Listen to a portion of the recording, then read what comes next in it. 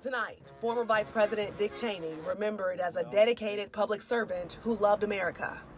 People need to remember, what Republicans need to remember is Vice President Cheney. He was a true warrior for the Republican Party.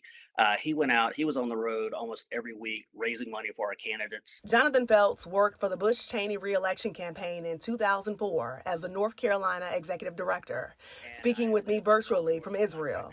The Davie County native lives in Raleigh with his family, but has memories like this as Deputy Assistant to the President and Director of the White House Office of Political Affairs, briefing then-President George W. Bush and Vice President Dick Cheney on the 2008 Republican National Convention from the Oval Office. Even though you'd spent a lot of time researching the race and talking to all your contacts, you still felt like he knew more than you did when you were briefing him on the political matters. He calls Cheney a family man who was warm and caring, always checking in on staff.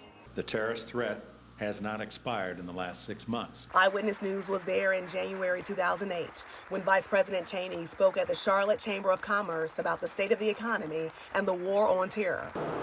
Months later in July, he was in Raleigh at Hayes Barton Baptist Church for the funeral of former North Carolina Republican Senator Jesse Helms. Vice President Cheney worked nearly 4 decades in Washington, D.C. Such a fun little political anecdote that George W. Bush put Dick Cheney in charge of the committee to determine who Bush's vice presidential nominee should be. And this committee led by Dick Cheney said, well, me. Stephen Green is a political science professor at NC State University, calling Cheney a major figure in American politics who played a critical role in the nation's response to 9/11 and invasion of Iraq, telling me he leaves behind a complicated legacy. In 2024, he and his daughter, former Republican Representative Liz Cheney, endorsed Democrat Kamala Harris over President Trump after the January 6 attacks.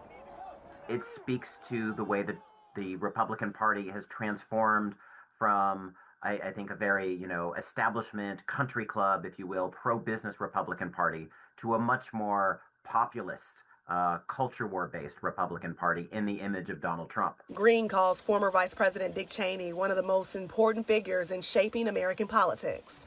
He died at 84 years old. In Raleigh, Akilah Davis, ABC 11 Eyewitness News.